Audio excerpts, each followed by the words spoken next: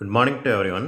இன்னைக்கு இந்த வீடியோவில் 8th standard maths English medium 5 mark கொஸ்டினோட சொல்யூஷன்ஸ் பார்க்க போகிறோம். கொஸ்டின் நம்பர் 34க்கு ஆன்சர் என்ன அப்படிங்கிறத இந்த வீடியோவில் பார்க்க போகிறோம். இது எக்ஸசைஸ் 1.2ல் கொஸ்டின் நம்பர் 4. எக்ஸசைஸ் 1.2ல் question number 4. So examination point of வியூவில் ஒரு important question. So distributive property என்ன அப்படிங்கிறத கொடுத்துட்டாங்க. அண்டு ஏபிசிக்கு வேல்யூ என்னன்னு கொடுத்து இந்த ப்ராப்பர்ட்டியை ப்ரூவ் பண்ண சொல்லியிருக்கிறாங்க, செக் பண்ண சொல்லியிருக்கிறாங்க. ஸோ இந்த மாதிரி சம்லாம் ரொம்ப ஈஸி. இந்த மாதிரி சம்ஸ்லாம் வந்தால் விட்டுறாதீங்க. இதுலேயுமே இதுவுமே எல்லா கிளாஸ் ஸ்டூடெண்ட்ஸுக்கும் யூஸ் ஆகக்கூடிய ஒரு வீடியோ தான். 8th 9th 10th 11th 12th அதுக்கப்புறம் கவர்மெண்ட் எக்ஸாமினேஷனுக்கு ப்ரிப்பேர் பண்ணுறவங்களும். ப்ளஸ் இதில் இன்னொரு முக்கியமான விஷயம், இந்த சம்மில் டிஸ்ட்ரிபியூட்டிவ் ப்ராப்பர்ட்டி என்னங்கிறத கொடுத்துட்டாங்க. எல்லா சம்லையும் கொடுக்கறது கஷ்டம். ஸோ டிஸ்ட்ரிபியூட்டிவ் ப்ராப்பர்ட்டி முதல்ல மனப்பாடமாக தெரிய வேண்டியது ஸ்டூடெண்ட்ஸுடைய பொறுப்பு. ஸோ அதுவும் இது படிக்கிறது ரொம்ப ஒன்றும் கஷ்டம் இல்லையே, ஈஸி தானே. ஸோ ப்ராக்கெட்டில் பி ப்ளஸ் சி இருக்கும். ஸோ நம்ம ஜென்ரலாக வெளில ஒரு டேம் இருந்தால் இந்த டேமை கொண்டு ஃபஸ்ட்டு டேமை பெருக்குவோம், அப்புறம் இந்த டேமை கொண்டு ரெண்டாவது டேமை பெருக்குவோம். அதே மாதிரி தான் இருக்குது பாருங்கள், A into B A into C. So இடையில இருக்கக்கூடிய இந்த ப்ளஸ் சைன் அங்கே வந்துடும். That's all. அப்போ இங்கே இதை படிக்கிறதுல ரொம்ப ஒன்றும் சிரமம் இருக்காது. ஓகே, நம்ம சமுக்குள்ளே போகலாம். ஃபர்ஸ்ட்டு லெஃப்ட் ஹேண்ட் சைடு என்ன இருக்கோ அதை நம்ம ப்ரூவ் பண்ணுவோம். ஸோ ப்ராக்கெட்டில் என்ன இருக்கோ அதை தான் ஃபர்ஸ்ட்டு பண்ணணும். ப்ராக்கெட்டில் என்ன இருக்குது, பி அண்ட் சி இந்த ரெண்டையும் என்ன பண்ண சொல்லியிருக்காங்க, ஆட் பண்ண சொல்லியிருக்காங்க. கேர்லெஸ் மிஸ்டேக் வர்றதுக்கு தான் நிறையா சான்சஸ் இருக்குது. ஸோ முதல்ல பி அண்ட் சியை ஆட் பண்ணுவோமா? ஓகே, ரொம்ப சிம்பிள்.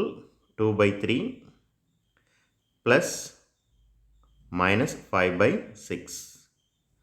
ஃபர்ஸ்ட்டு ஸ்டெப் என்னாகும், இந்த ப்ளஸ் இன்ட்டு மைனஸ் மைனஸ் ஆயிரும். அப்போ 2/3 மைனஸ் 5/6. ரெண்டாவது ஸ்டெப் என்ன செய்யணும், டினாமினேட்டரில் வேல்யூ சேமாக இல்லை, அதுக்கு எல்சிஎம் என்னங்கிறத கண்டுபிடிக்கணும். 3க்கும் 6க்கும் எல்சிஎம் என்ன, 6. ஸோ 3 கூட எந்த நம்பரை மல்டிப்ளை பண்ணால் 6 கிடைக்கும், 2. அந்த 2வை மேலே மல்டிப்ளை பண்ணுங்கள். 2 × 2 4. இங்கே 6 தான் இருக்குது, அதனால் நமக்கு எல்சிஎமும் 6 தான், பிரச்சனையே இல்லை. நியூமரேட்டரில் இருக்கிற வேல்யூவை அப்படியே எழுதிடலாம். இப்போ ஒரு நம்பர் முன்னாடி ப்ளஸ் இருக்குது, இன்னொரு நம்பர் முன்னாடி மைனஸ் இருக்குது. 5க்கு முன்னாடி மைனஸ் இருக்குது, 4க்கு முன்னாடி எந்த சைனுமே இல்லை அப்படின்னா ப்ளஸ் இருக்குது அப்படின்னு சொல்லி அர்த்தம்.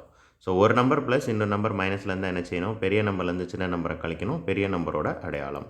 அப்போ 5லேருந்து 4 சப்ட்ராக்ட் பண்ணால் 1 அண்ட் பெரிய நம்பரோட அடையாளம் வந்து மைனஸ். So minus 1/6. ஸோ இந்த ரெண்டையும் மல்டிப்ளை பண்ணால் என்ன கிடைக்கும் அப்படின்னா பி ப்ளஸ் சி, இந்த பியையும் சியையும் ஆட் பண்ணால் என்ன கிடைக்கும் அப்படின்னா மைனஸ் 1/6. இப்போ தான் ஃபர்ஸ்ட் ஸ்டெப் பண்ணியிருக்கோம். நீங்கள் ஒரு நோட்டை எடுத்து வச்சு ஸ்டெப் பை ஸ்டெப்பாக எழுதுனீங்க அப்படின்னா தான் புரியும். ஏன்னா நான் அடுத்தடுத்த ஸ்டெப் இடம் இல்லை அப்படிங்கிறனால டெலிட் பண்ணிவிட்டு தான் என்னால் ஒர்க் அவுட் பண்ண முடியும். ஓகே, இப்போ ஏயோட வேல்யூ என்ன, இப்போ இந்த பி ப்ளஸ் சி என்னன்னு கண்டுபிடிச்சாச்சு, அது கூட ஏயை மல்டிப்ளை பண்ணணும். அப்போ ஏயோட வேல்யூ என்ன, மைனஸ் 1/2 மல்டிப்ளை பண்ண போகிறோம். ஸோ ஃபஸ்ட்டு ஸ்டெப் ஆட் பண்ணோம், இப்போ மல்டிப்ளை பண்ண போகிறோம். அங்கே ஆன்சர் என்ன கிடச்சிச்சு, மைனஸ் 1/6. மல்டிப்ளை பண்ண ரூல் என்ன, நியூமரேட்டர் டினாமினேட்டரை காமன் வேல்யூவால் டிவைட் பண்ண முடியுமான்னு செக் பண்ணணும். அப்படி ஒன்றும் டிவைட் பண்ண முடியாது. அப்போ நியூமரேட்டரில் இருக்கிற வேல்யூவை ஃபுல்லாக மல்டிப்ளை பண்ணிட வேண்டியதான், டினாமினேட்டரில் இருக்கிற வேல்யூவை ஃபுல்லாக மல்டிப்ளை பண்ணிட வேண்டியதான். ஸோ அடிஷன் அண்ட் சப்ட்ராக்ஷன் இருந்தால் தான் எல்சிஎம் கண்டுபிடிக்கணும். இங்கே எல்சிஎம் கண்டுபிடிக்கவே வேண்டாம். அப்போ 2 × 6 எவ்வளவு, 12. ஒன்றே மல்டிப்ளை பண்ணால் எவ்வளவு, 1. மைனஸ் இன்ட்டு மைனஸ் என்ன ஆயிரும், ப்ளஸ் ஆயிரும், 1/12. இப்போ எல்ஹெச்எஸ் இதை ஈக்குவேஷன் 1ன்னு வச்சுக்கலாம். எல்ஹெச்எஸ் ஃபுல்லாக சிம்பிளிஃபை பண்ணியாச்சு, வேல்யூ என்ன கிடச்சிச்சு, 1/12. நல்லா ஞாபகம் வச்சுக்கோங்க. ரைட் ஹேண்ட் சைடும் கடைசி ஸ்டெப் நமக்கு என்ன கிடைக்கணும், 1/12 கிடைக்கணும். ஓகே, எல்ஹெச்எஸ் முடிச்சாச்சு. இப்போ ஆர்ஹெச்எஸ் வருவோம். ஏ இன்ட்டு பி, ஏயையும் பியையும் மல்டிப்ளை பண்ணணும். Minus 1/2 into 2/3. 2ம் 2ம் என்ன ஆயிரும், கேன்சல் ஆயிரும். ஸோ இதுக்கு மேலே வேறு ஒன்றுமே செய்ய முடியாது. மைனஸ் 1/3 இதுதான் ஏ இன்ட்டு பி. அதே மாதிரி ஏ இன்ட்டு சிக்கு வேல்யூ என்னன்னு கண்டுபிடிக்கலாமா? ஏ இன்ட்டு சி வேல்யூ என்ன, 1/2 into minus 5/6. So A into C, A value C value கரெக்டாக எடுக்கணும். இங்கேயும் ஒன்றுமே செய்ய முடியாது. மைனஸ் இன்ட்டு மைனஸ் ப்ளஸ் ஆயிரும். 1 × 5 5 அண்டு 2 × 6 12. அப்போ 5/12.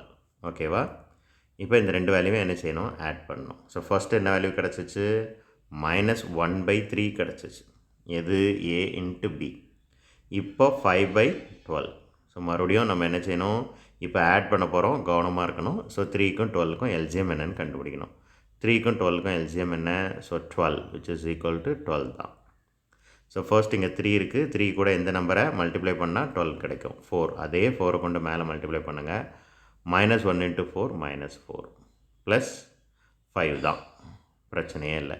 இப்போ பெரிய நம்பர்லேருந்து சின்ன நம்பரை கழிக்கணும். 5லேருந்து 4 கழிச்சா 1. பெரிய நம்பரோட அடையாளம் வந்து ப்ளஸ். டினாமினேட்டரில் இருக்க வேல்யூவை அப்படியே எழுதிடணும். 1/12. அங்கே இது ஈக்குவேஷன் நம்பர் 2. அங்கேயும் 1/12 தான் கிடச்சிச்சு, இங்கேயும் 1/12 தான் கிடச்சிருக்கு. So answer is right. Prove பண்ணியாச்சு. That's all. தேங்க்யூ.